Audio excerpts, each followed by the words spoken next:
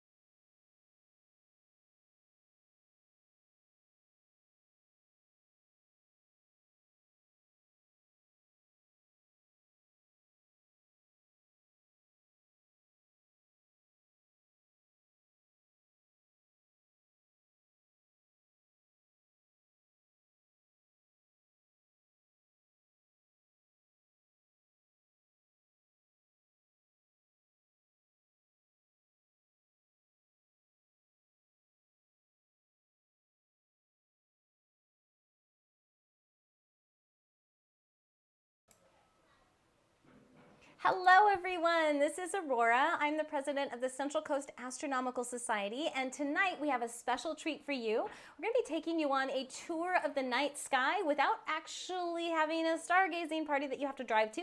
You can do it simply from your own computer. So we will be starting at the top of the hour. I'm going to be introducing my fellow astronomer Kent Wallace to you, who's actually known for his extensive knowledge in planetary nebula.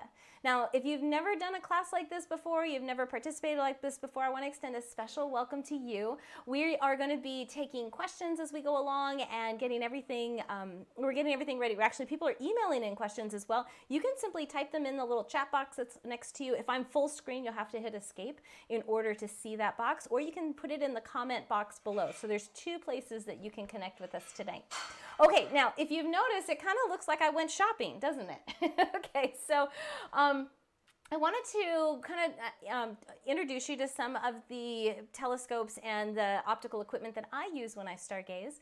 And this is not an exhaustive list. This is just after you start collecting 1, 2, 3, then suddenly people start giving them to you.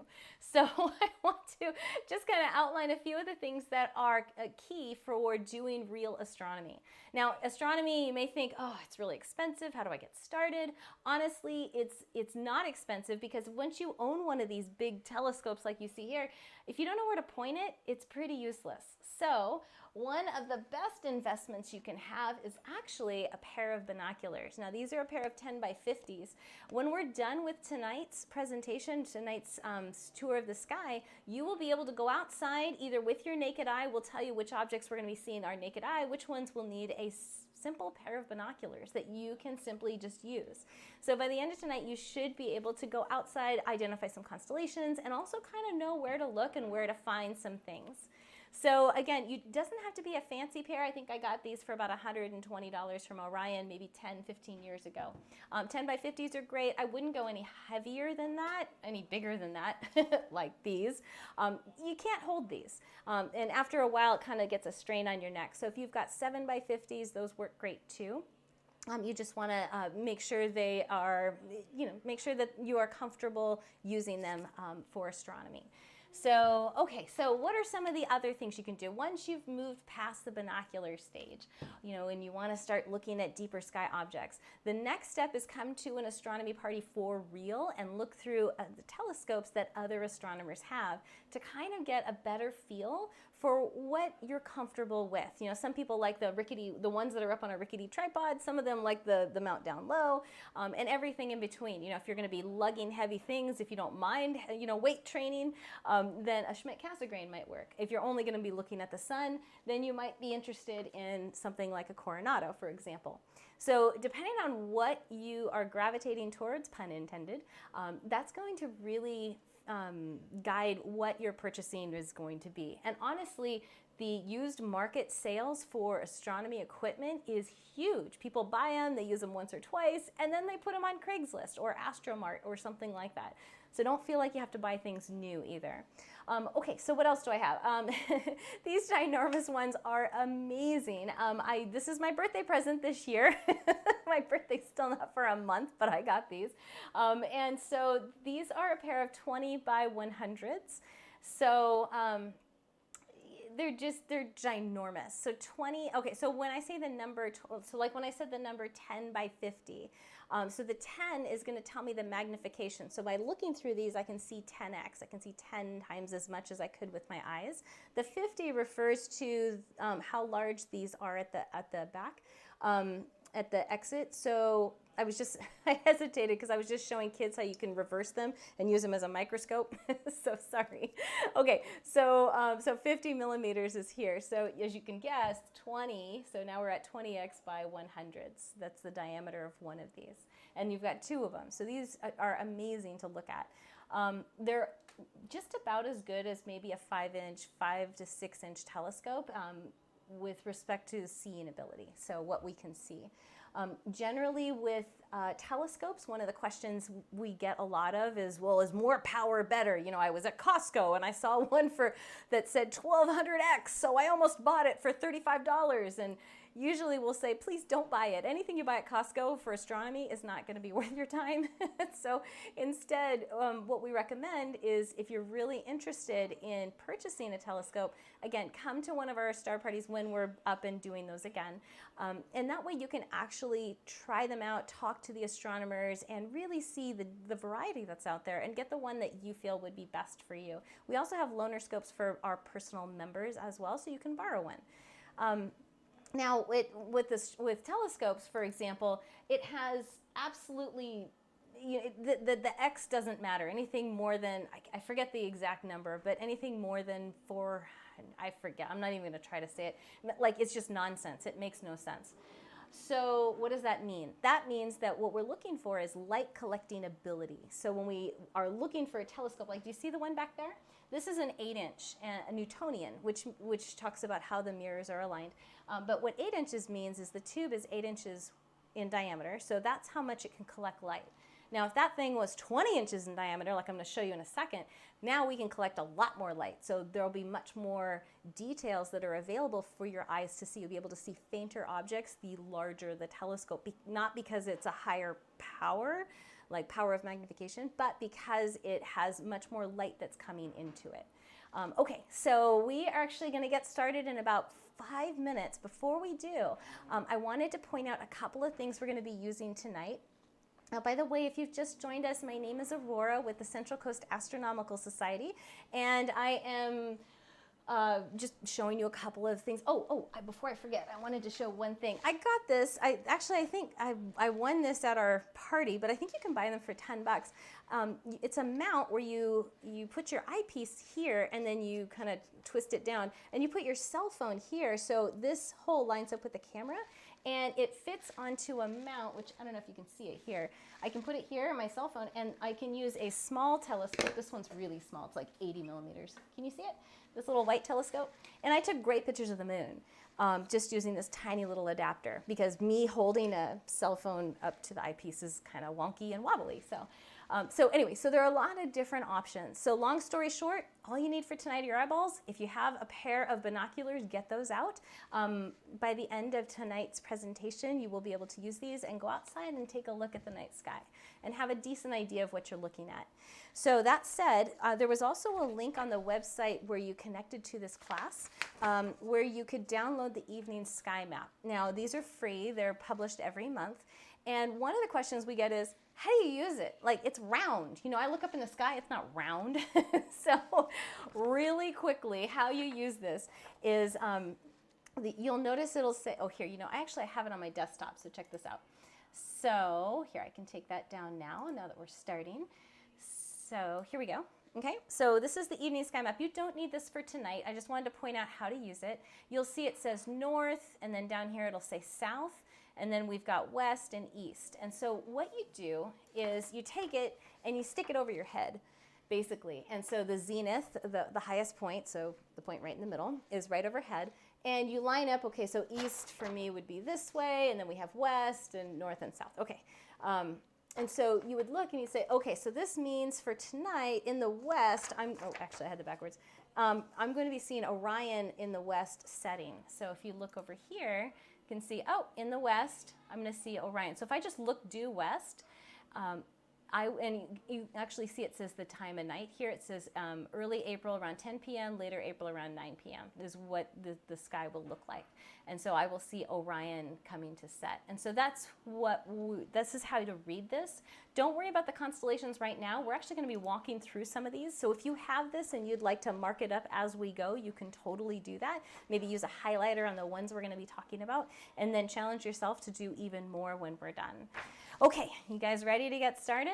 Okay, so let me introduce to you, oh, I didn't even start up my, my planetarium. Okay, so I'm going to introduce to you for tonight our, my partner in crime. So I have a screen that went completely blank, so hang on just a second. Give me just a second and I will get this ready for us. Okay, so we are going to be going on a tour of the night sky. So hello everyone, this is Aurora with the Central Coast Astronomical Society. If you are joining us tonight for the first time, I want to extend a special welcome to you. We are going to be doing an amazing tour of the night sky. We're going to have a lot of fun, interact, answer questions. By the time you're done with tonight, you should be able to go out, look up in a certain direction and go, oh yeah, it's right there. And over here, there's 3 galaxies. And over there, there's 2 nebulae, or whatever we're talking about. And so you will be more comfortable with the night sky. So wherever level you're at is perfectly fine. If you don't even know where the Big Dipper is, don't worry. We're going to talk about that one tonight. And we're also going to talk about some things that are going to be naked eye or bright enough for a pair of binoculars that even maybe these seasoned astronomers haven't necessarily had a good look at yet. Okay, or at least for in a while. So if you have any questions at any time, please do use the chat box. I'll be stopping periodically. I know people are already typing in. I'm not going to look at it yet, but I'm going to be stopping periodically through tonight's presentation, which should run about an hour. We did have the possibility at the end at 8 o'clock tonight to look through a real telescope, like a big one in Paso, but I understand the weather is not cooperating. So we will hold that for next time. So we actually, one of our CCAS astronomers has hooked his system so we can actually look through his telescope at a few deep sky objects. So hopefully we will get to do that tomorrow, not tomorrow, next time we do this. And I'm super excited to bring that opportunity to you as well. All right, so there are places you can ask questions at any time. Let me go ahead and introduce to you the astronomer who is going to be presenting with me. He is amazing. Can I just start it out by saying that? I think I can start out by saying that. Okay, so he is absolutely incredible. When I first got into astronomy, I would park my little teeny telescope next to him, and he's the one I would ask. He's like a walking encyclopedia. What's really amazing is right now he is connected to this class through a rotary phone. So he isn't looking at any charts. He's not looking at anything. He is going to be monitoring what I am talking about. But this knowledge actually comes to him just naturally, just because of all his experience over the years, decades, in doing astronomy. So let me introduce Kent to you. Actually, Kent, before you say anything, hang on. Let me get a picture of you up, because I happen to have one. So give me just a second. And Hang on a second. Let me actually put a picture of you up instead of an iceberg. Hang on. Okay, Kent, are you there?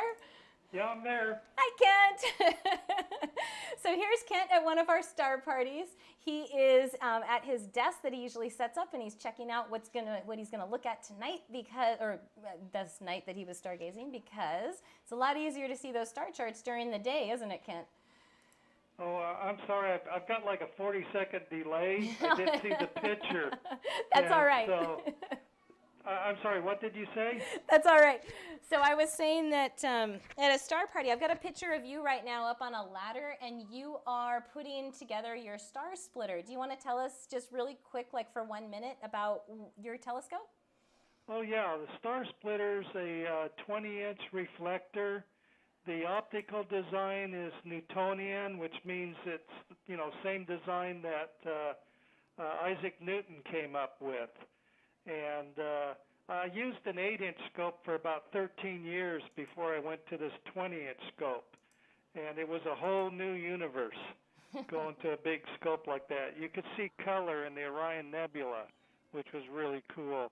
There's so many things. You could go about 2 magnitudes deeper after, deep sky objects. And I was going after planetary nebula, so I could get a lot more fainter planetary nebula. Awesome. All right. Well, if you are ready to get started, let's get this party on the road here. Okay.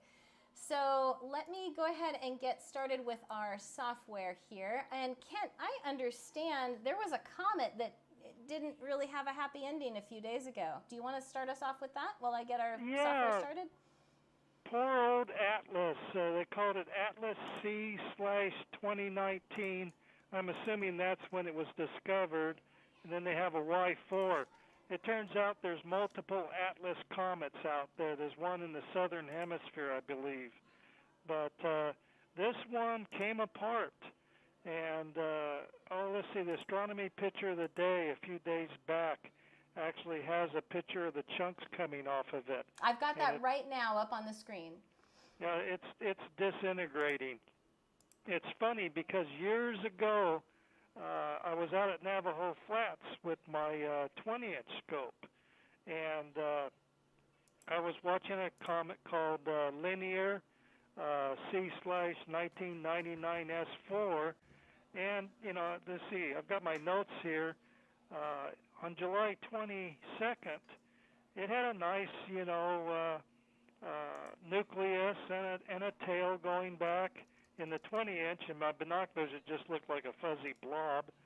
And so it looked really nice on the 22nd of July. On the 27th, I was out at Navajo Flats, and it looked strange. No nucleus, only a tail is what I wrote in my logbook. On July 28th, I said, Comet Linear still doesn't have a nucleus. And the Hubble took photos of that Comet Linear.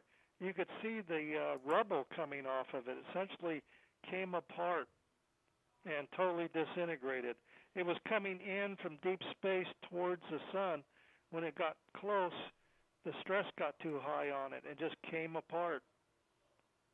And so that was kind of neat. I found that out after looking at the astronomy picture of the days for back in 2000. Mm-hmm. Awesome. Yeah. So unfortunately, it's looking that this is not going to be the comet for us. But I understand there's another comet that people are turning the page and hoping that this is going to be the next one. So we will see. All right. But there is something that people can see April 21st through 22nd. Isn't that right? Yeah, the Lyrid's meteor shower. Tell me about that. And it's funny.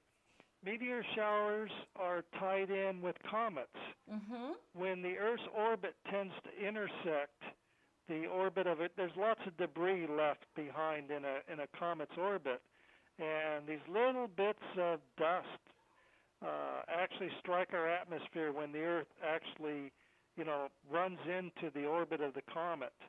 And you get a bunch of neat meteors that you can see. Mm-hmm. And, on the night, the peak night for the Lyrids, and it reoccurs every year because you're back in the same point in your orbit once a year.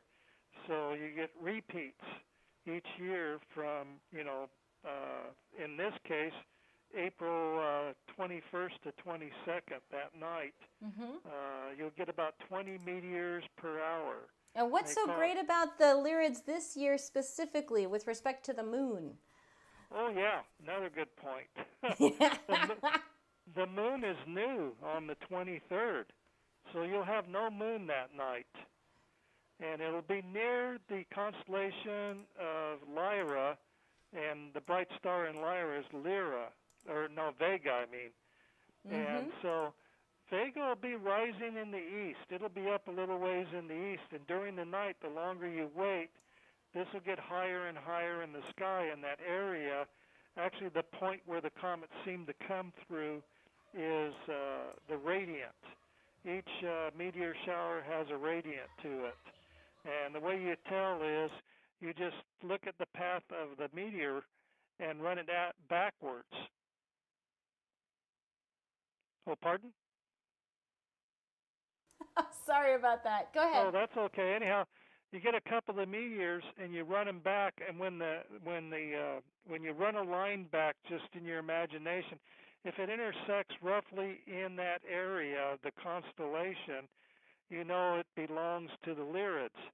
If it's going in some other direction, doesn't come near, you know it's a random, maybe a little chunk of, asteroid or dust coming in from an entirely different direction.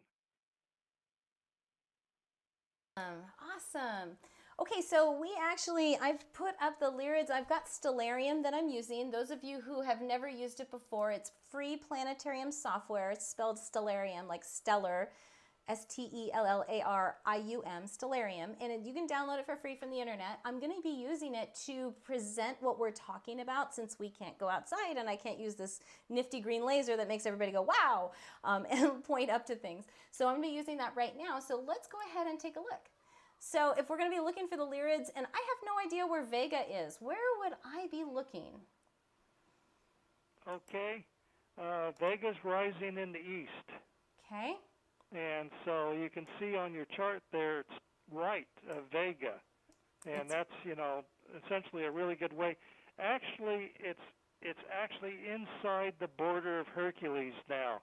But in the old days, I mean, they've been sighting these Lyrids all the way back to like 800 BC. And so at that time, they didn't have boundaries for the constellations. All the constellations were finalized and the boundaries were put in 1933. And it just so happens that, the Lyrids, their radiant, ended up just across the border into Hercules.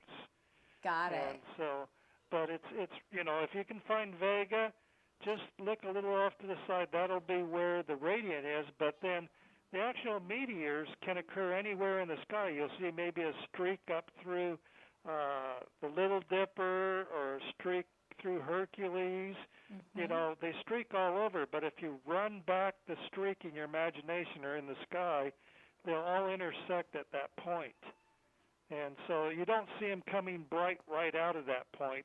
You see them coming, starting off somewhere else, and they can be anywhere in the sky. The easiest way is to bring a sleeping bag or a lawn chair and just lay back and look up, and you'll see the streaks. You got to be patient because it's cold this time of year, and you'll get about 20 per hour when it rises. Actually, the best time is when it's overhead, so that'll take some time for it to get up there. But you don't need any instruments. I used to just lay in the back of my truck and look up for meteor showers. Nice.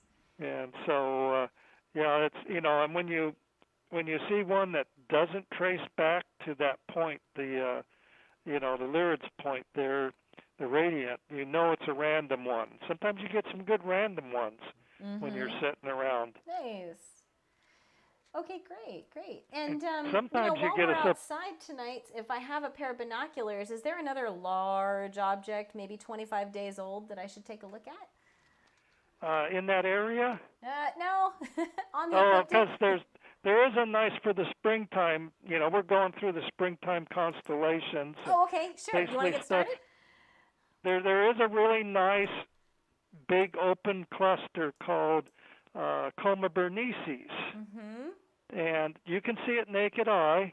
It's a sparse cluster, but it's quite large. It's beautiful for looking in binoculars. So it's one of the nice things that's up this time of year. And so definitely, the Coma Berenice cluster. In fact, it's funny. It wasn't given a Messier number or an NGC number. It's a modern catalog came out, and I think it's MEL 133 or something like that. So how do we find Coma Berenices? Because, I'm going to turn off the constellations here because this is what it really looks like. There's no star names. There's no nothing out there. It's just a bunch of dots. So how do we find that? The easiest way is to, remember we talked about Leo last time, the lion.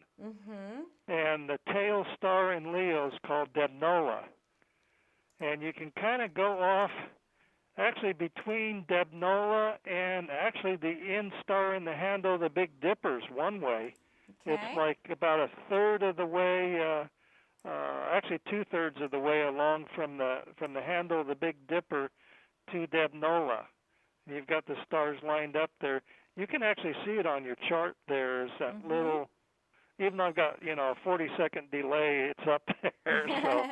Well, I've got Nebula labeled. Here's the Leo the Lion. For those of you who didn't join us last time, we're looking for a backwards question mark in the sky. Here, if I turn this off, it might be easier to see. Do you see the backwards question mark here? Oh, yeah. Okay. And then we're going to follow it along to this triangle, and the star he's talking about is right here. Keep going, Kent. Okay, we're looking at, let's see, okay, you got them labeled there now, Nebula, Regulus. The Leo the Lion looks like a lion, kind of.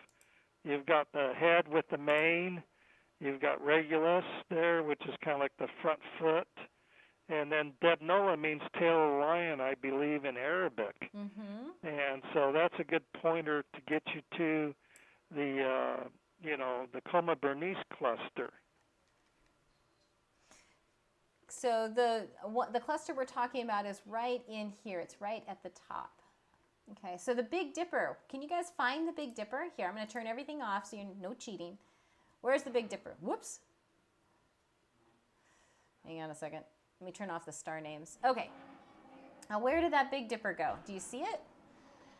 That's right. It's right in here. You see these 4 stars, and then you see the handle stars? Most people can find the Big Dipper in the night sky.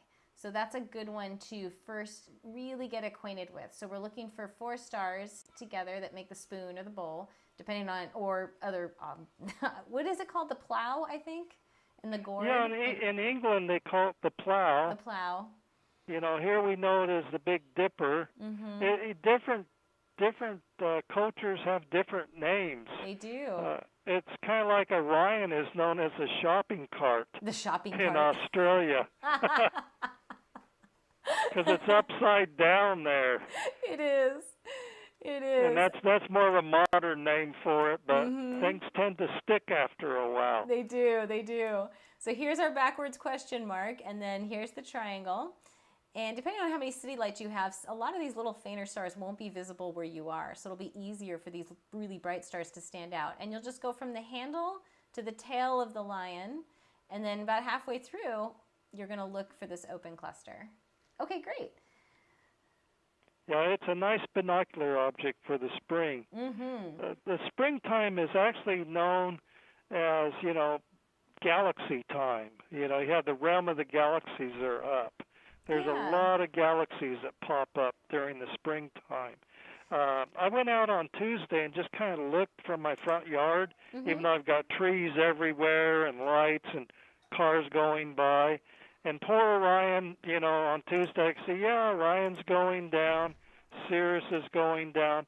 We're losing, some of the first members of the the great hexagon that we talked about last month. But Gemini is still up quite high.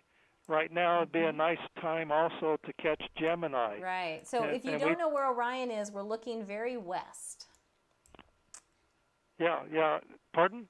I was just saying, I was trying to catch up to what you were talking about. So we have Orion here, which is, if you see the little W here, that would be west.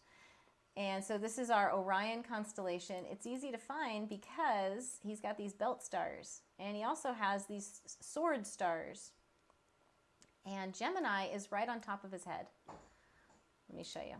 Right, you've got Gemini there now. Yep. And yeah, the Castor and Pollux, the two bright stars in the head of Gemini, is an easy way of finding it. And they're still up quite decently high. So if you want to do some observing of Gemini, it's still up decently. I'd say, until 9:30, maybe even past that. So now there's something by one of Gemini's foot. Do you remember that? Oh yeah, the open cluster.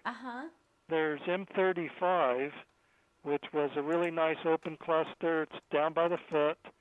And in fact, I might be able to see it on your chart. There's a little fuzzy patch, but I'm not sure. There it is. And you've got actually a smaller cluster right next to M35. M35 is just a nice open cluster. And so that's a binocular object also. Is in the foot of Gemini. You can pull that in pretty easily. Good. Okay, awesome. So you were talking to me about one of the best objects in the sky right now is actually M3. Oh yeah, M3 is beautiful. So where do we find M3? And okay, what is it? we got to get back to the Big Dipper. Okay. And you've got the bowl, and then you've got the handle of the Big Dipper. And the Big Dipper's really more of a spring. It's up nice in the spring, so it's a good spring and actually summer object. And so you look at the curve of the handle on the Big Dipper. Okay. And if you extend it out, there'll be a bright star sitting out there. It's actually called Arcturus, and it's like the brightest star in the northern hemisphere of the sky. And so you see that kind of curve, and you've got the map up here now, where you just continue off of that curve off the handle and just kind of go. You can go straight a little bit, and you'll hit Arcturus. It's an orange giant star. I think it's about 40 light years away, roughly. And it's part of a constellation called Venatici, which is the herdsman. And actually, it looks more like a kite. it's kind of a funny-looking constellation, but you use Arcturus, and then actually go back to the handle again. Remember Arcturus, and you've got the curve of the three in the handle there, and you just go over to the right of it, and there's a pair of stars. And believe it or not, that pair of stars is a constellation called Cain's Venatici, the hunting dogs. And the brighter of those pair, the alpha one, is you use that alpha one of Cain's Venatici and use Arcturus. You draw a straight line between them, and M3 is roughly between them, a little closer to Arcturus, but that's how I find it is I actually hunt between those two stars. Does that make sense? Yes. I am trying to figure out how to make that second one show up. Hang on a second. I know you've got your little pulsating cursor thing. I do, but there's no cursor in the night sky, so hang on. Yeah, but that's Here we go. It's actually visible in binoculars. Some people have claimed to see it naked eye. So really awesome. That's pretty bright. Okay. Or pretty good eyesight. I think the brightness of it is like mag 5.9. Nice. Is my sources have that. It's really a nice globular cluster. It's, when I set up the 20-inch on it, the star parties, it's a real crowd pleaser. I usually have a pretty good line waiting to get up to the eyepiece and take a look at it. Nice. And Here is a Hubble. Oh no, this is an astronomy picture of the day image of it. Now I'm just putting on the screen, just so you can see what it really looks like. Now, what is a globular cluster for people that have never heard that before? there's two types of clusters. There's open clusters that you can actually see between the stars, and then globulars are more concentrated. You really can't see through the center of most of them. Mm-hmm. And open clusters are fairly young. They're, in the millions of years old. They're formed in the disk of our galaxy, and a lot of times they have a limited lifespan. Mm-hmm. The actual rotational forces actually kind of break them apart over time. Mm-hmm. But globulars are ancient. They're not normally in the disk of the galaxy. They're scattered around the galaxy, immensely old, on the order of like 11, 12 billion years old. So all the heavy mass stars are pretty well burnt out a long time ago. The other thing is that the stars are so close together in globulars that their own gravity holds them together. Mm-hmm. So they're kind of like a beehive of activity. And in fact, some of the denser ones, I think the stars are only a tenth of a light year apart. And so globulars, I think they found roughly 150 of them that belong to our galaxy. And some galaxies have thousands. We were talking about the Sombrero Galaxy. And on big blow-up pictures, you see all these little dots around the central bulge. And those little dots, I think it's got something like 2,000 globular clusters orbiting about it. Mm-hmm. And and these guys are way out there. They're kind of like orbiting the galaxy, kind of like the moon goes around the Earth. Also, the numbers are a lot different. A really rich open cluster may have like 1,000 stars. Globulars can have hundreds of thousands of stars. Mm-hmm. And so, there's an immense difference. Globulars have already been born for our galaxy. Mm-hmm. For the, open clusters, they're formed mainly in the disk of our galaxy. And it's like we were looking at the Pleiades. The Pleiades is we talked about that last month. It's a young cluster, young open cluster. Mm-hmm. And so and also M35. They're relatively young clusters of stars that were born in regions similar to the Orion Nebula.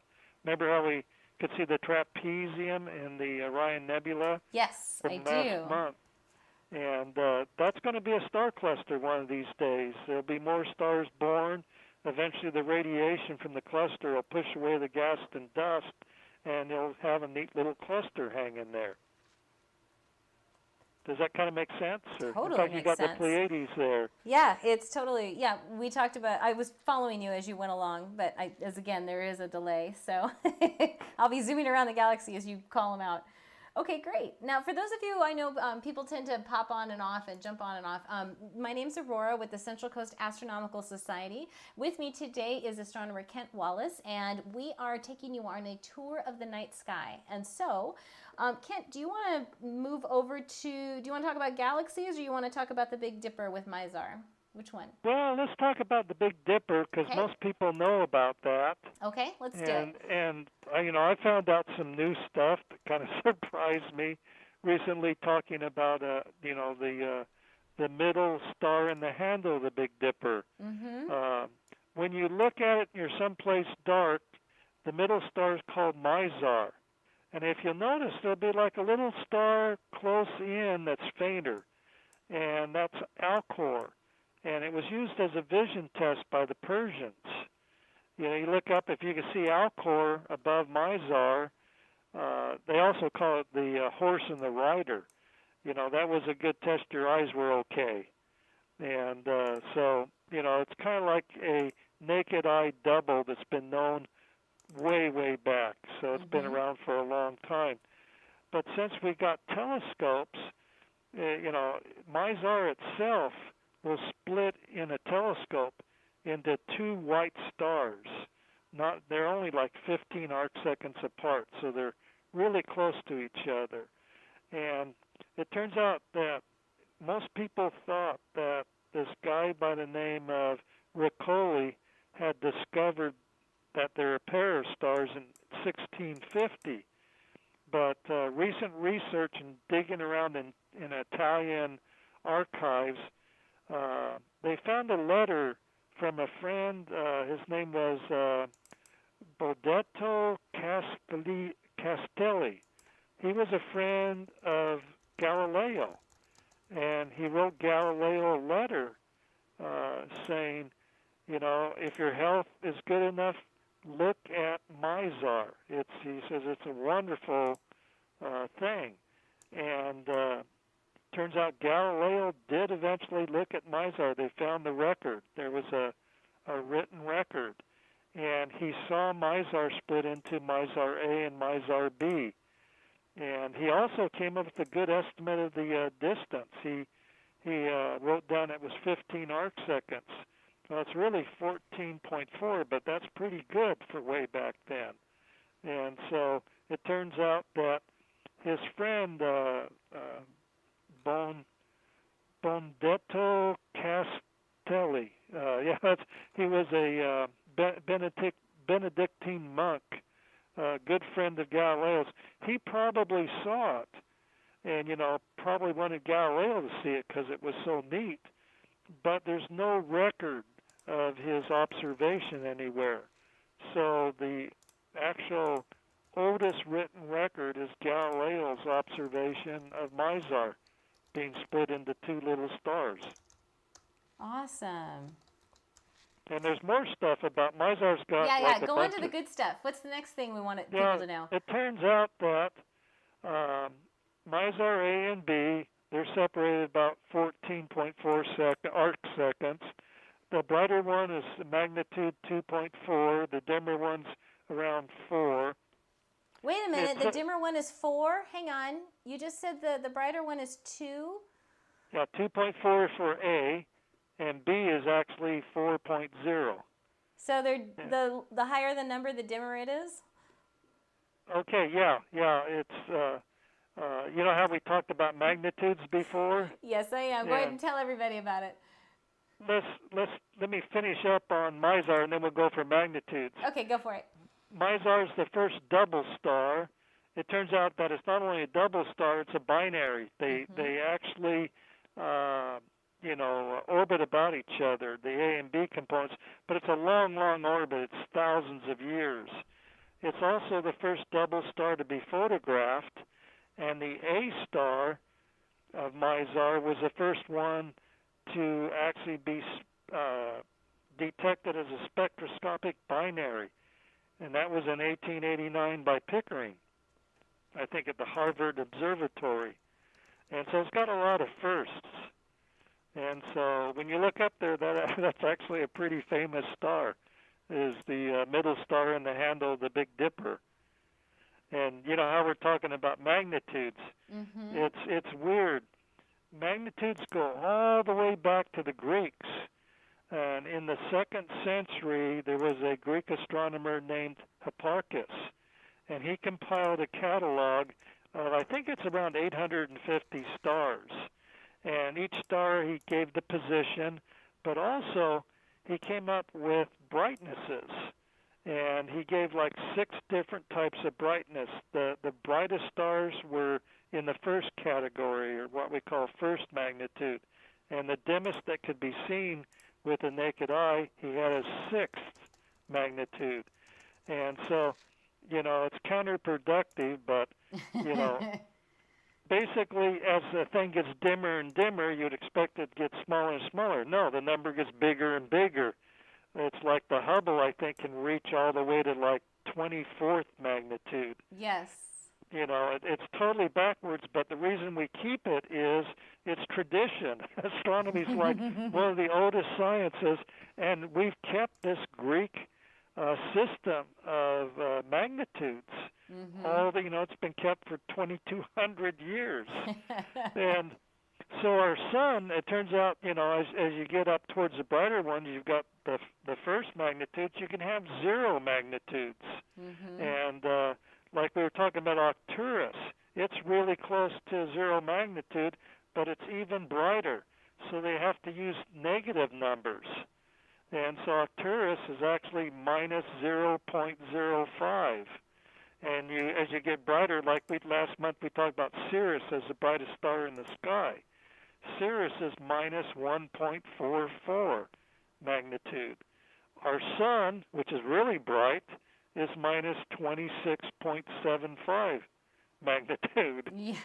So it's totally backwards. As the thing gets brighter, the numbers get smaller. Mm-hmm. And when you got to zero, they had to go to negative numbers. And so we've got stars out there. There's a handful of them that have negative numbers on them. Like the second brightest star that you can only see from here for a very short time is Canopus, and it's minus 0.62. Alpha Centauri, which has got to go down in the southern hemisphere, it's minus 0.27 as the third brightest star in the sky.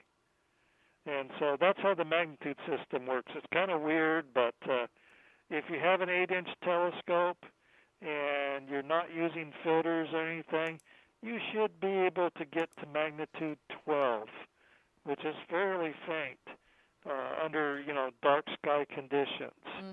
And if you're really good, you could probably push it a little bit harder, but Mag 12 is getting down there. That is. Well, speaking of getting down there, how many, if we're just looking at the, let's see, I don't even know where I am in the sky right now. Hang on. If I'm looking at Mizar, or if I'm looking at the Big Dipper, I see here, let me turn off all this stuff so you guys can actually just see here. I'll leave the names on. Okay, so we're looking at the Big Dipper here. When I look at Mizar, I'm not just looking at 2 stars, I'm looking at how many? Actually, each of the Mizar, it breaks into A and B visually. It's a true binary. But then the A and B stars each have an invisible component orbiting around them.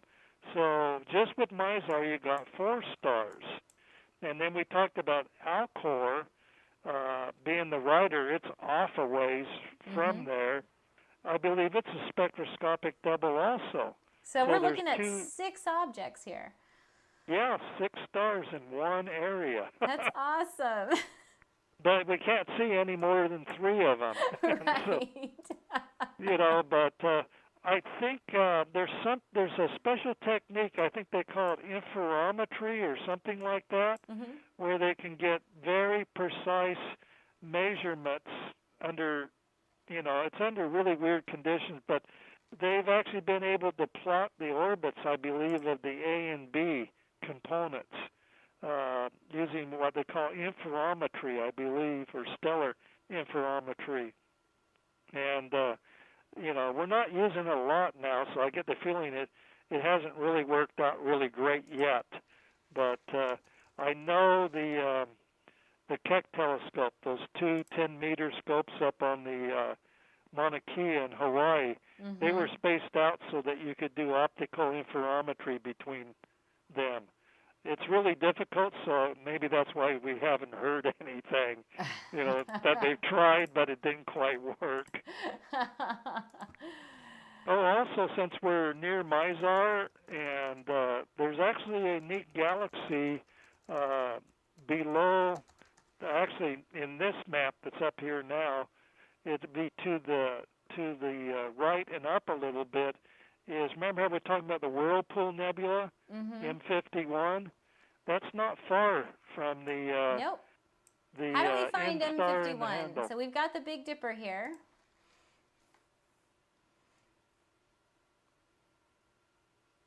So how would we find M51? Okay, how I usually do it is, you've got Mizar and you got Alcad.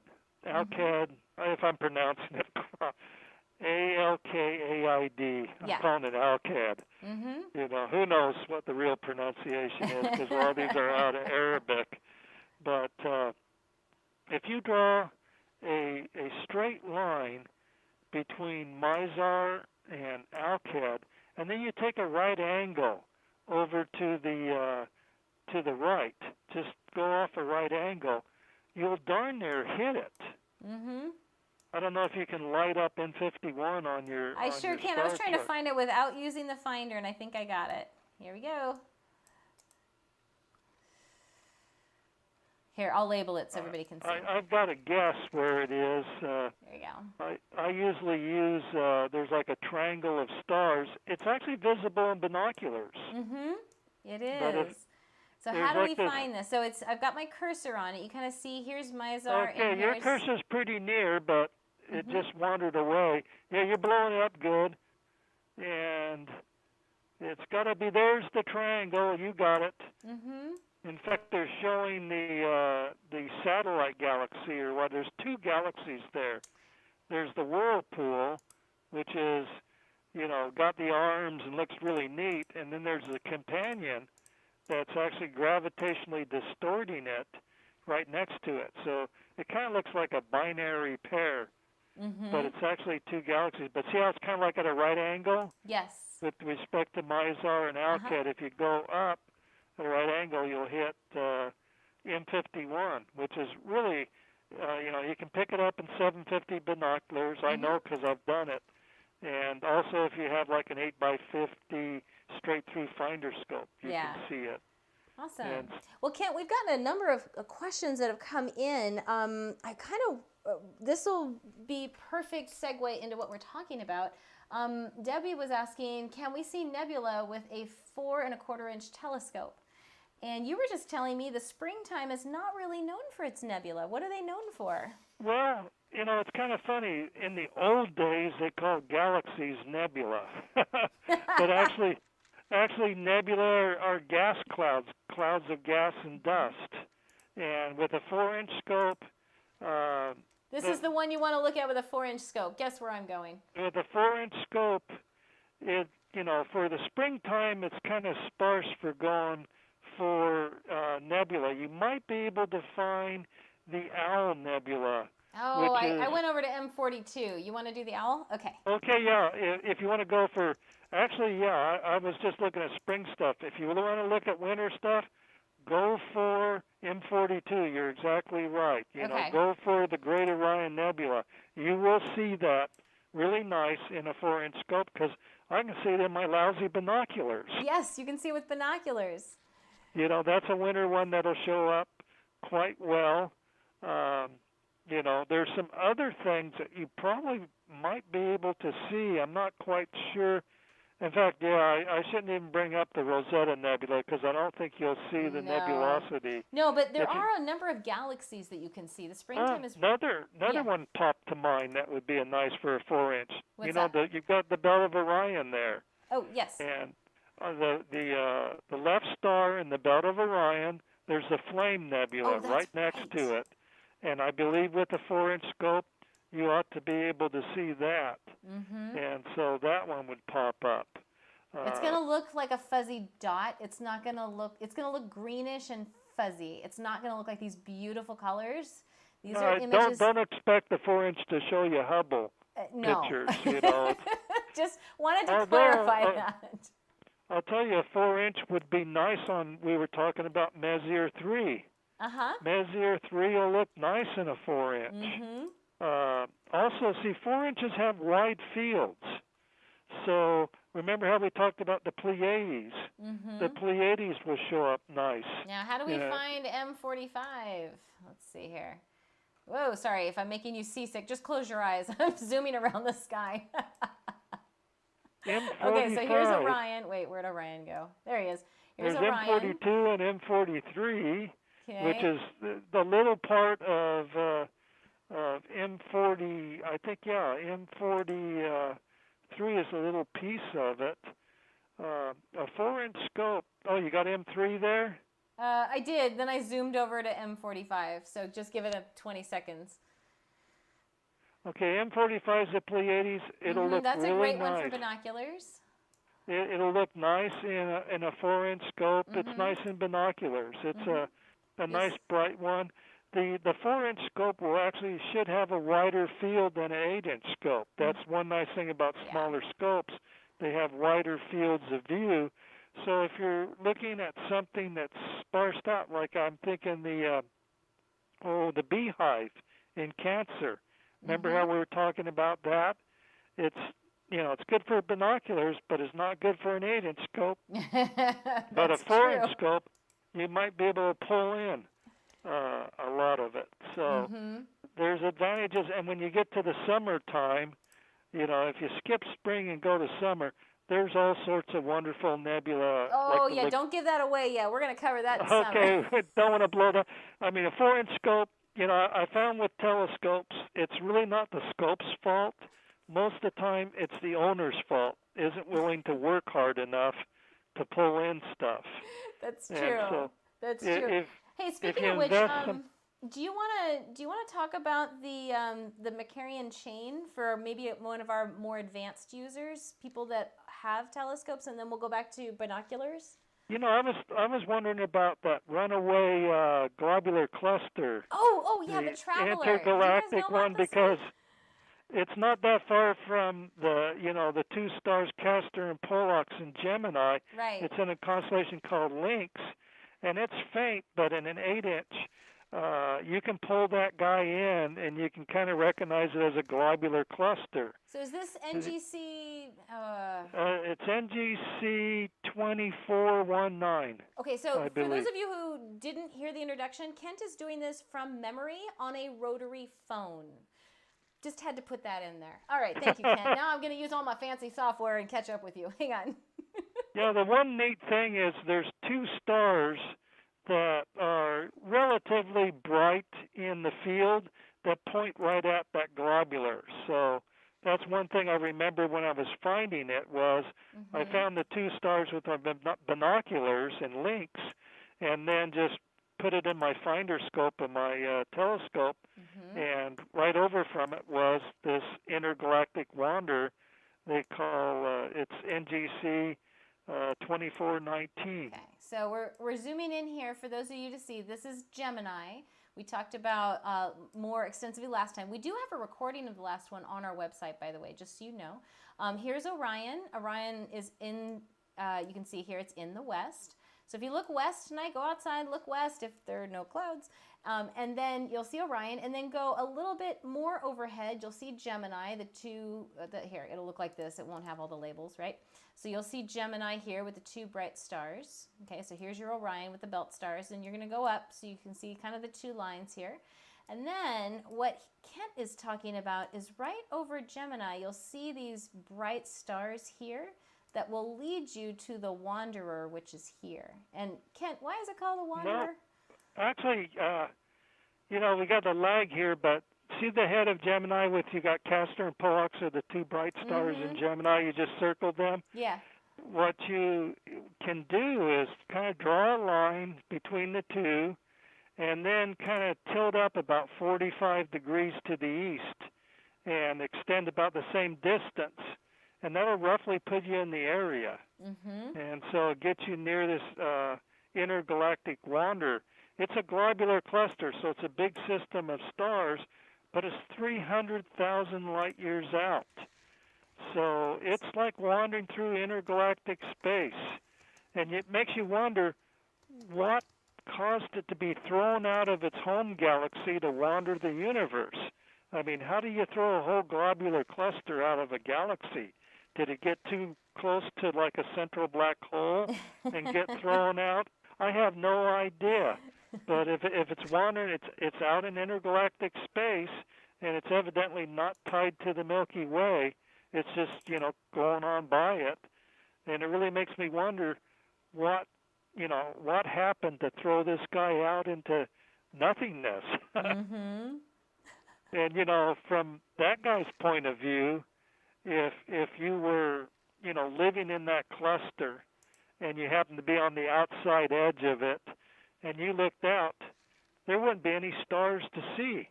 It'd be total blackness all the way around you. And then you'd see some little smudges. You might see one good-sized smudge. There you got it. You can see the two stars that point at the globular there.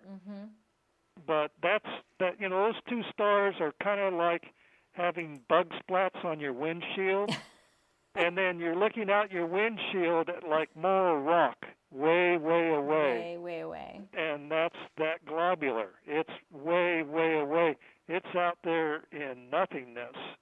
And so you'd see some faint glows here and there, and you would have the stars behind you of your cluster, but looking out from the cluster, you wouldn't see any stars.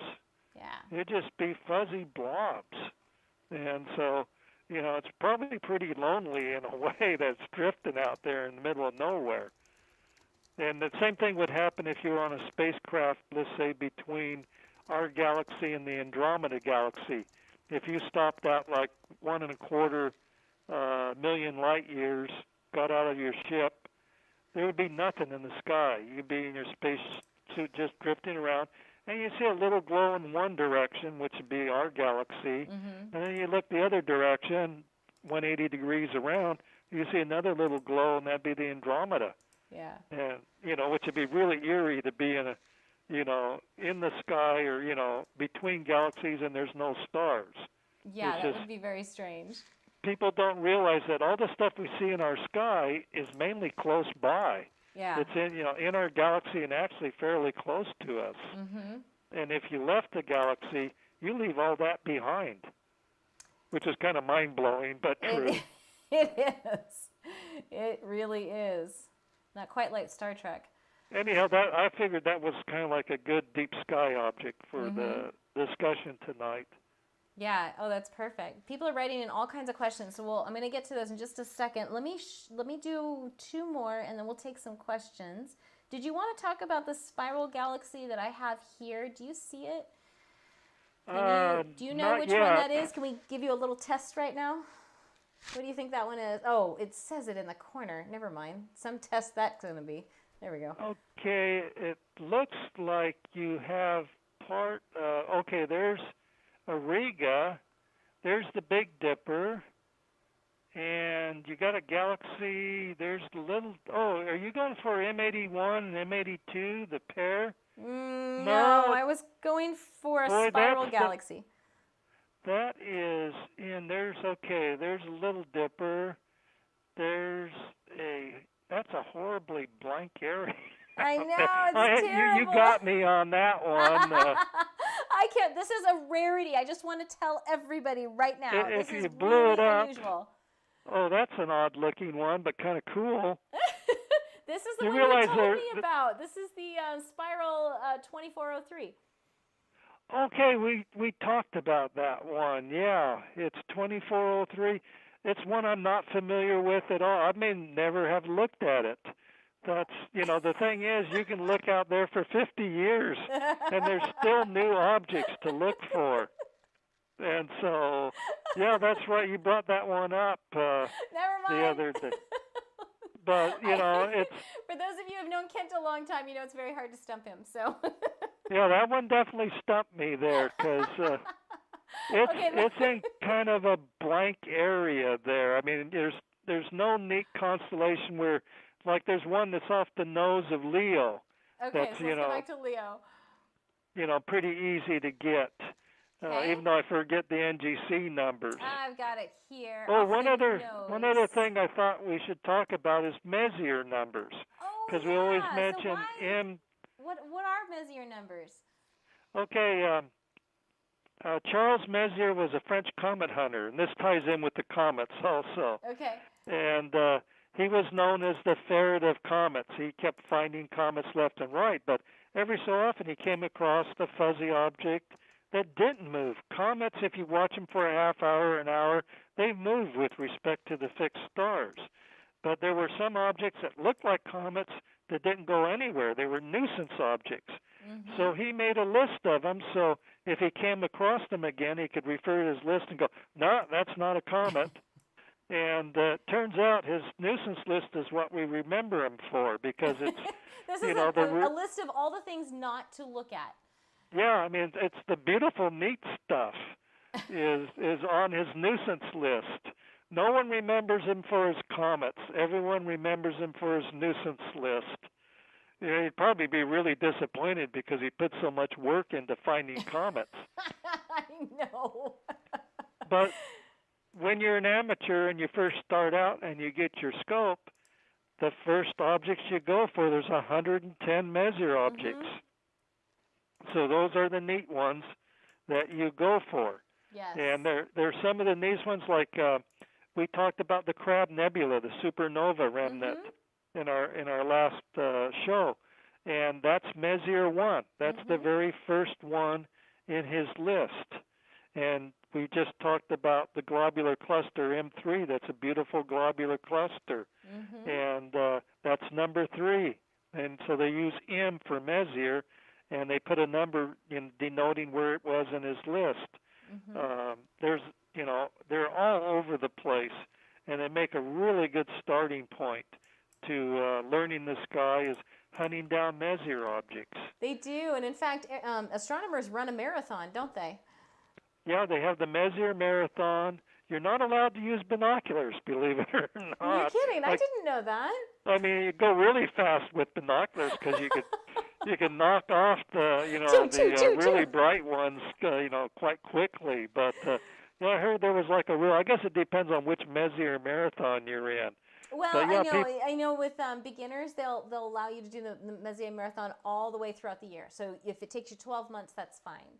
And so your job is to find all 110 objects. And in late March, I don't think it's true for now. I think there's a few you can't see. It could be wrong, though. And in kind of the mid to late March, all 110 are visible. If you start as soon as the sun is creeping below and setting, and you stay up all night until the sun just peaks up, you can see all 110 throughout one night. So you pick the weekend that's closest to the new moon, and then you can maybe successfully bag all 110 objects. And I've always been too lazy to do that. It's a lot of work. We do have a couple of club members that have done it, so kudos to them.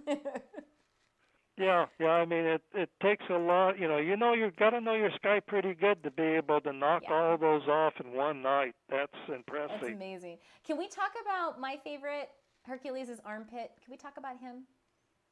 Who's that? Hercules' armpit. What's living up in his armpit? Oh, Hercules? Yeah. Can we talk about M13? Oh, okay. That's, I when you said in the armpit, I usually have it in the head. Oh, in the head. Okay. Depending on how you draw in the H.A. Ray book, it's in the head, but M13, it's the 13th object in Messier's list. It's another beautiful globular cluster. It can be easily seen in a pair of binoculars, and it's a magnitude 5.7, where M3 is magnitude 5.9. Messier 3 is further away. It's at 34,000 light years, where M13 is 26,000 light years. So it's a bit nearer, but it's been called the best globular cluster in the northern hemisphere. Yeah. It's a beautiful object. It's got like flanking stars in binoculars on either side, or a low like your 4-inch scope. A 4-inch scope would probably, you've got the picture there. You can see the flanking stars on either side there. And it's a beautiful object. I used to set it up my 8-inch scope, move it out of the field so that it would drift into the field, and have people I'd say, look through the eyepiece and wait. And this thing, see a few stars and a few more stars, because I'm not dry, it's not being driven. And then all of a sudden you get like a ton of stars coming in. And that really impressed people, seeing a globular cluster go through an eyepiece like that. And M13 was excellent for showing people that, because it's a really nice globular, just like M3. I'd put M3, pretty much in the same category of just a really nice globular. And the thing, in my 20-inch, you can actually resolve stars in the globular. So it looks really impressive to see a bunch of little dots, It does. Now, we actually, speaking of resolving things in telescopes, we've got a couple of equipment questions, if I can ask you those. Is that all right? Sure. Okay, great. So a couple of people, I'm sorry, I don't remember their names because the chats, everybody's leaving a ton of feedback and questions. One of the questions was, how do you keep an object centered in the eyepiece when you're really focused on it? Okay, how I do is I let a couple people look, then I climb up the ladder, grab the scope, and move the object back into the center of the eyepiece.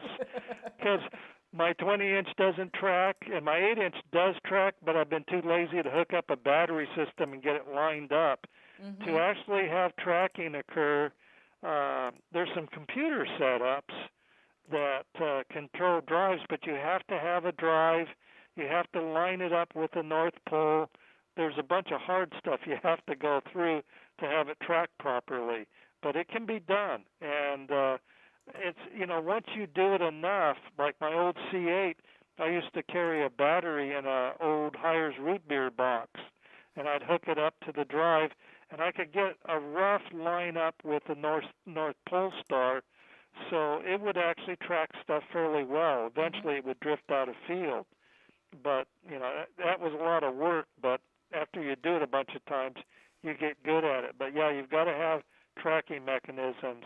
You can see my 20-inch there. There's no tracking mechanisms. No, I know. I showed them yours. So I have a couple that do have tracking.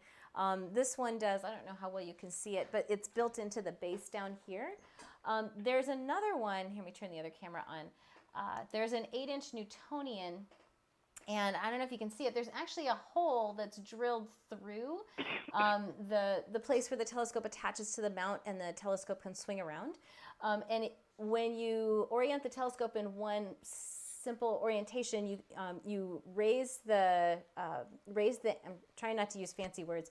You raise the angle up and look through this hole that gets lined up, and you point it at Polaris, and so that will align the telescope such that when I track, I only move one direction, because Right.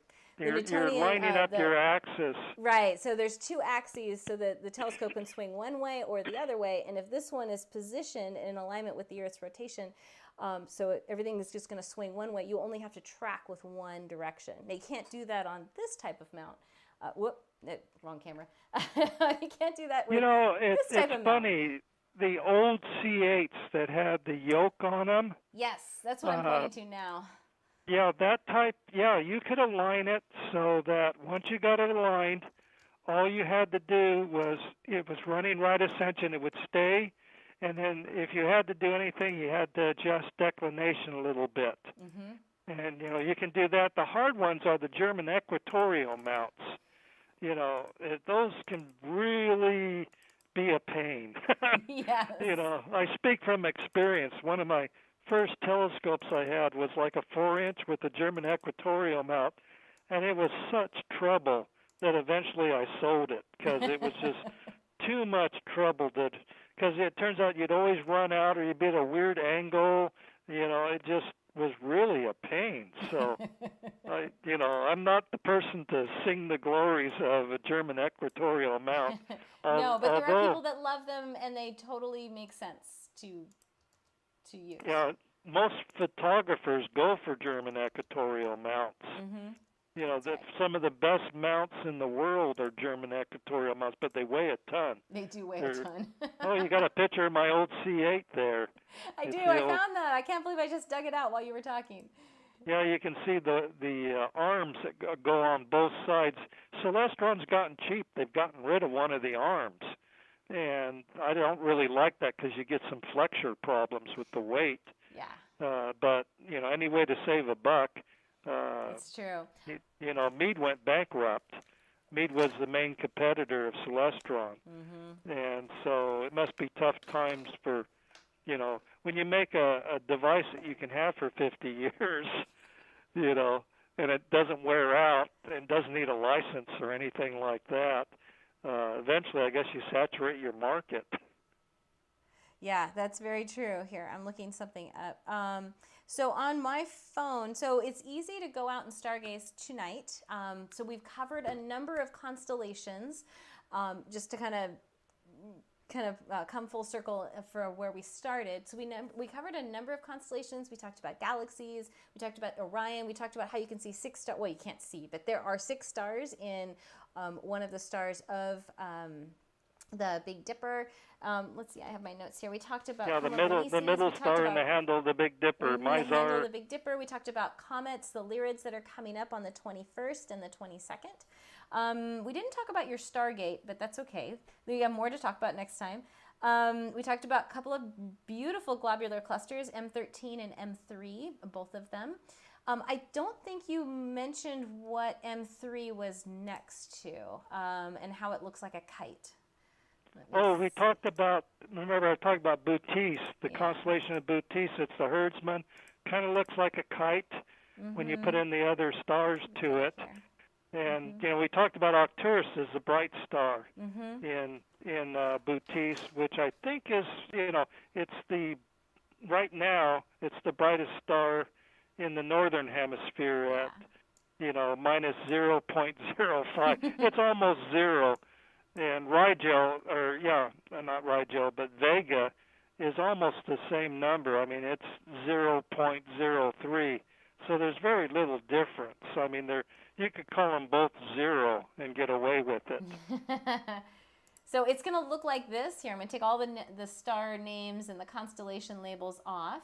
We were just doing that so you get kind of a feel for what things look like.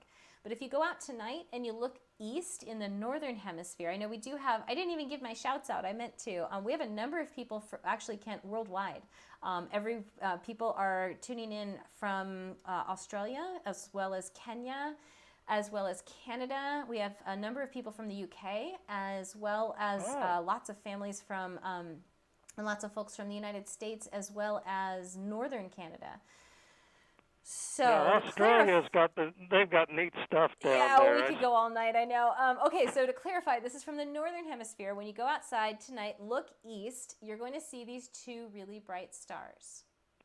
Okay, so if we put the star names back in, the one on the left is Arcturus and the other one on the right is Spica. And then if you just look east and you look up, you'll be able to see that that Big Dipper here.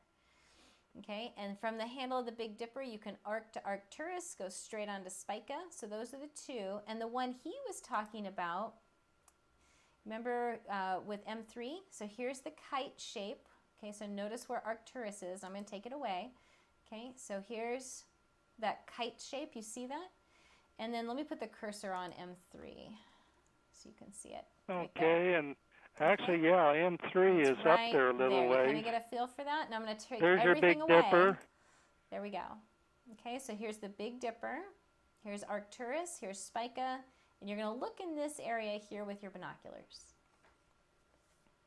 And let's see. You also got the hunting dogs. Oh, yeah, we didn't even talk about the dogs. Remember Cain's Venatici? Well, that was used to get to M3. Yes, because that's M3 is right. roughly between Arcturus and Alpha Cain's Venaticis. And with the brightness of the stars in this, what you've got up there with the delay and everything, you can see the Alpha star. If you kind of go at a right angle off from the N2 stars in the Big Dipper, you run into, and in fact, you've got the little pulsating cursor on M3, I believe. Yes. And there's the pair of dogs. I know, isn't that cool? I wish I could just draw things in the sky like that when I'm looking. One other thing, the Alpha star, there's only two stars really that make up, that. The Alpha star is a wonderful double. It splits into like if I remember right, it's a pair of white stars. I think you're right. And so it's a nice double. Say arc to Arcturus, spike to Spica. Okay, yes, thank you, Brian. Awesome. By the way, thank you. Kudos to Brian. He has been monitoring kind of on the fly. I just nominated him during this call to handle all the questions that have been coming in by writing in answers. So thank you, Brian. I totally appreciate that. Kent and I both do. Okay, so questions that have been coming. So first of all, thank you, Kent. Everybody say thank you. Woohoo! I'll just assume there's like wild roars of yahoos right now. You're welcome.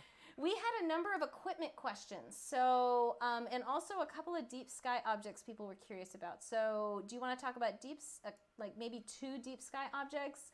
We have a meteorite question and a number of equipment questions. What would you like to do? We just answered one equipment question. Let's go to one deep sky object right now. Deep sky object. We have. Now I gotta find it. NGC 6530. 6530 sounds familiar. It does sound familiar. But Let me get you a picture. It's a summer, isn't it a summer one or something like that? Yeah, I don't think it's the right. 5530. I don't think it's up right now. Nope, it's below the horizon for the northern hemisphere. You can see I it's think the hourglass or 6530 the is lagoon getting. nebula. So that's something we're going to be talking about in the summer. But I wanted Yeah, to. I believe that's getting near Scorpius or Sagittarius Yeah, or it something is. like that. It is. It kind of sounds familiar, but it really helps to have a picture or It a does. name, Here. or if it has an M number, it's easier to pull down for a Messier object. This one is Herschel 36 or the Hourglass Cluster, Lagoon Nebula. The lagoon's really nice. Yes. It's M8. You know, it's really cool because it's a 3-in-1. You have like an open cluster, and then next to it you have a dark lane, which is actually just a big dust cloud running up. And then beyond that, you actually have a little bright area they call the hourglass, which is, it's actually a place where stars are being born. And the Hubble took a picture of that hourglass, and it's really kind of like a hole with big tornadoes or something on each side. It's really goofy looking, like two wedges intersecting. And so the Hubble shot of the hourglass is really kind of neat. But that's all in Messier 8, which they call Lagoon Nebula. Yeah. Let me see if I can get the Hubble picture up here when you're talking about it. I think you're talking about this one. Let's see. M8. Yeah, this is nice summertime stuff. Yeah. So we're going to save that one for summertime, but I did want to acknowledge because a number of people are saying, that's my favorite. Okay, it's also a nice binocular object, and it's naked eye. You can actually see with averted vision. You see this kind of little elongated section in the Milky Way. So once you get your binoculars up, you go, oh, that's cool. Okay, so let me the owl. Somebody was asking about the owl nebula. The owl's a planetary nebula. Okay. It's under the bowl of the Big Dipper. Okay. In fact, it's kind of shoved up towards the front. It's a neat planetary nebula. Okay. I think Lord Rose, the guy in Ireland, gave it the name the Owl because he thought he saw like two stars, one for each eye, in like a depression. and the Owl, you know, is a planetary nebula. It's very symmetrical and round. But when you really look at the photographs, there's only one star in one of the depressions. There isn't a second star in the other depression, so they're not quite sure why you saw, two stars there. Well, you know, if you look at stars long enough, you're going to see spots. So it's totally possible. Okay, you got the little pulsating thing. There, you got it. See how there's one star that is kind of in that depression? Yeah. And then you can see the central star, which is the white dwarf. It's right in the center of the nebula. You know, that's a cool picture because also, if you look on the edges, you can see some red. Yes. Which is kind of cool. And, here's one that looks even wilder you threw up. That was from the Hubble. It all depends on, you can do all sorts of things with photography to get different looks for things. But that's one of the 4 Messier planetary nebulas. And Perfect. Okay, so let me just back out. And so again, if you're looking at the Big Dipper with absolutely no labels on it whatsoever, how would you find it? Let me put the cursor I usually back. go for you got the bowl. I go for the underside of the bowl out towards the front of the bowl. There we go. Okay, I put my cursor on it. There we go. Okay, so we're going to look at the bowl, and you're going to look right in this area. And it's not far from that star. I actually kind of star hop in that area with my binoculars. And the cool thing is, once you find the owl, there's another edge-on galaxy called M108 that isn't far away. If you do a little bit of hunting around, you can stumble across M108. So you get 2 for the price of 1 since you're in the area. There they are. I got them both in the planetarium software. So we have an owl, and we have the surfboard galaxy, M108. Cool. And they are all near the... That one corner star. Yeah. Perfect. Okay, great. Okay, how about we do maybe 2 more questions? Okay, let's go for another equipment question. Equipment question. Okay, well, let me scroll. We've had a number of people email them as well. So let me check for an emailed question. Let me see here.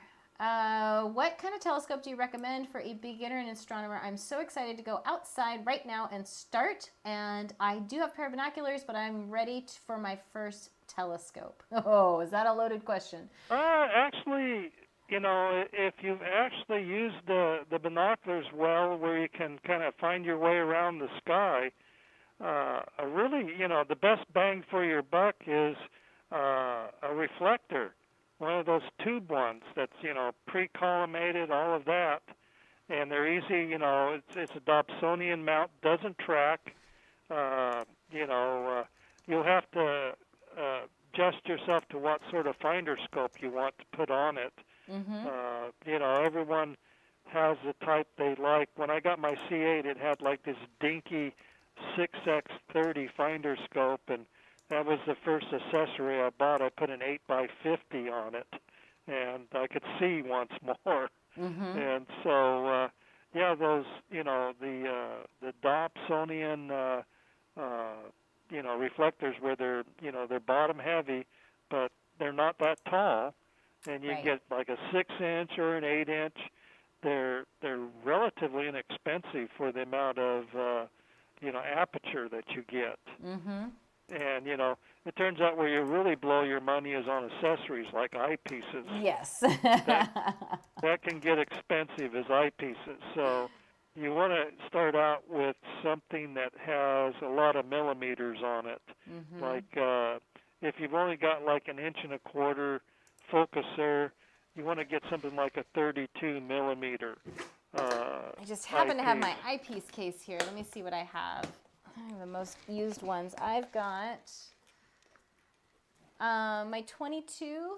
Actually, the one I use the most just on my 8-inch is a 17 millimeter. But again, when you go to star parties, you want to borrow these from people to see which one you're going to be using, and then you go and buy them.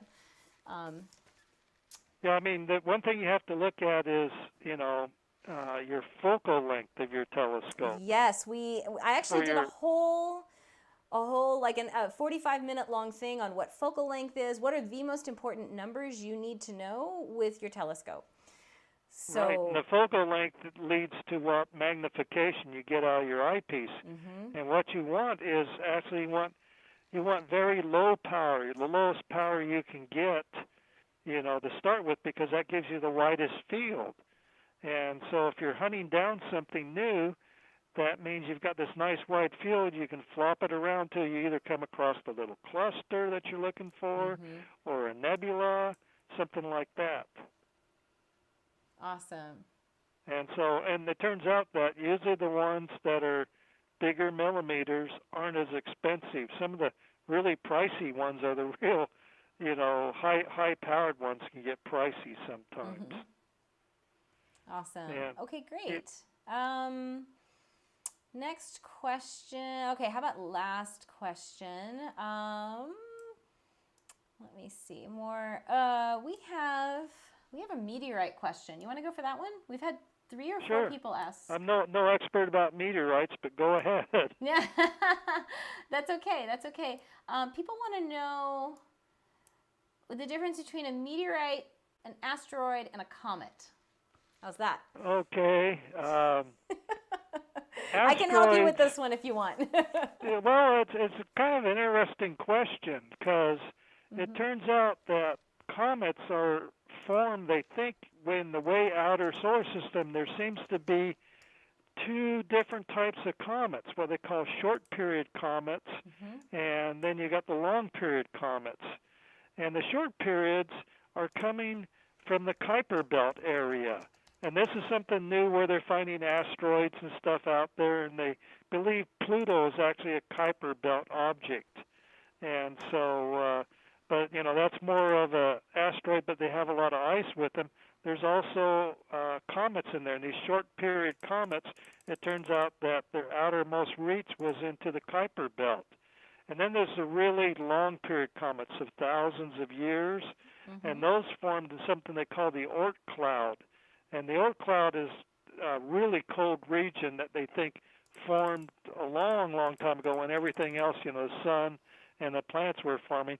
You had a bunch of material way out there, and they think there's just a whole mess of wandering comets in the Oort cloud. And comets are, they call them dirty snowballs. They've got ice, they've got dust. They're mainly, have a tail when you get in close to the sun because the ice sublimes into gas. And they're, on these very elliptical orbits where asteroids, you've got the main belt asteroids are between Mars and Jupiter. And they're kind of like the leftover planetesimals, except there's not much left. I mean, if you gathered all the asteroids in the main belt together, you wouldn't get much. I can't remember exactly what you got, but it was really small. But there's a lot of them. Yeah. And it turns out that a lot of the meteorites make it to the Earth, actually thump into like Arizona or someplace like that, and someone's out with their metal detector and picks up a nickel iron one. That came probably from the main belt. Maybe two ran into each other, and a piece went tumbling towards the Earth and managed not to get vaporized as it went through the atmosphere and landed somewhere. So you get the ones that are metallic. You also get rocky ones, and so there's a whole variety of meteorites.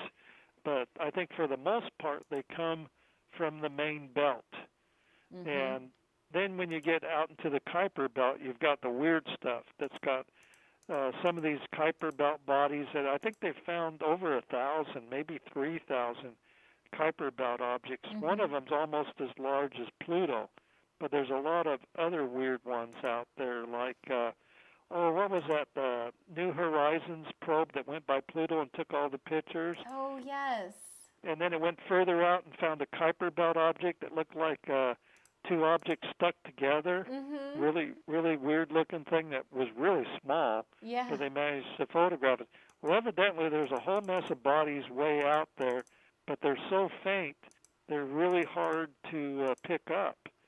And, I'm sure that there are probably a few meteorites that hit the Earth that may come from a collision of Kuiper belt objects, and if you slow down a piece enough, it'll drop in towards the sun.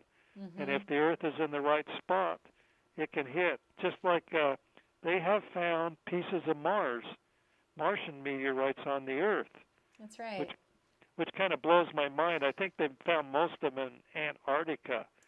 But they think what happens is you have a very, very glancing blow for a meteor coming in, a big one, coming in Mars, and it kind of digs into the ground at an angle and throws up stuff.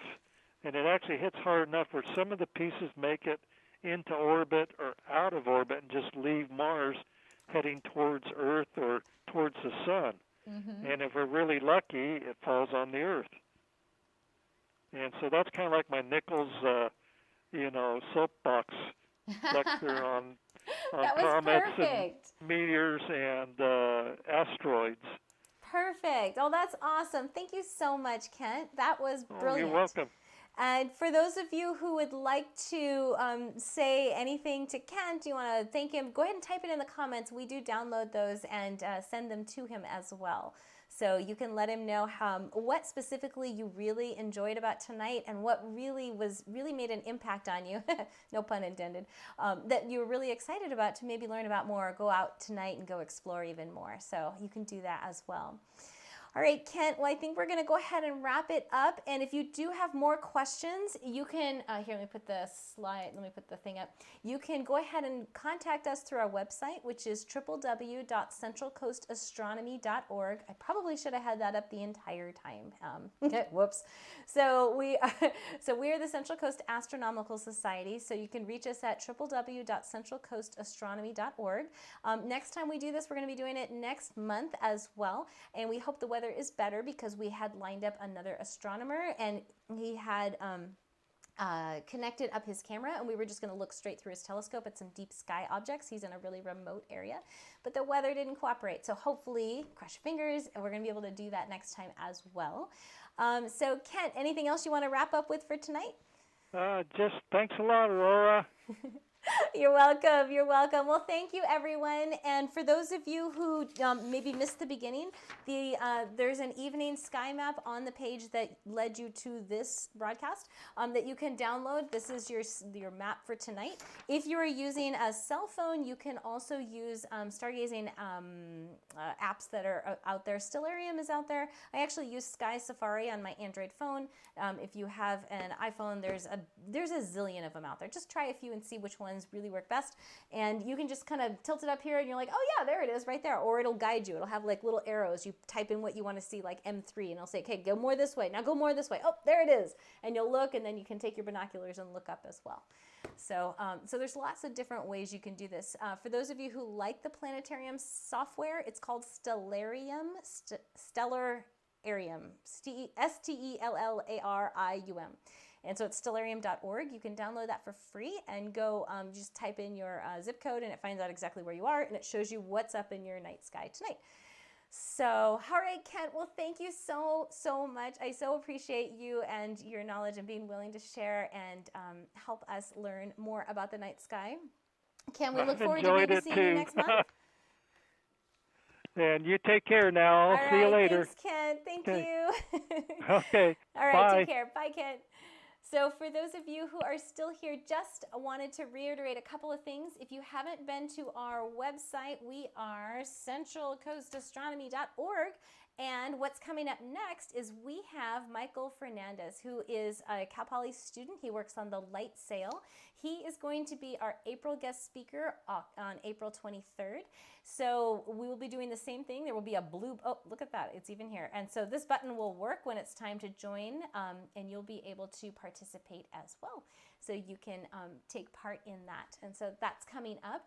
We also are looking at some more stargazing opportunities online for members. So if you're a member of CCAS, we're going to be stargazing together online using software. So we'll all be at our independent locations, but also be connected that way. And so you can, for those of you who are members, you can look forward to more information about that as well. If you do have any questions, you can always email us. My email is aurora@centralcoastastronomy.org. Yes, that is my real name. Yes, I get teased a lot, so please try to tell me a joke I haven't heard. I would love to hear it.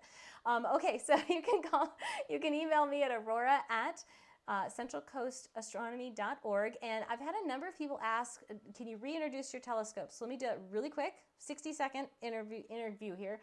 So I've got some 20 by 100s here. These are binoculars. I don't recommend those as your first set. I recommend 10 by 50s. These are Orion Ultra Views. Awesome. I've used those for 15 years. The one over there is an 80, oh, sorry, hang on. One over here is an 80 millimeter what is this? It's a refractor, I want to say. Yes, I don't use it very much. I just image the moon with it. And I had a little mount here. This clamps onto the eyepiece, and then you put your cell phone here, which lines up here, and I can take pictures of the moon. So that's pretty much all it's good for. And so it also came with a little solar filter. I've never actually used it, but you can pop it on the end and be able to look.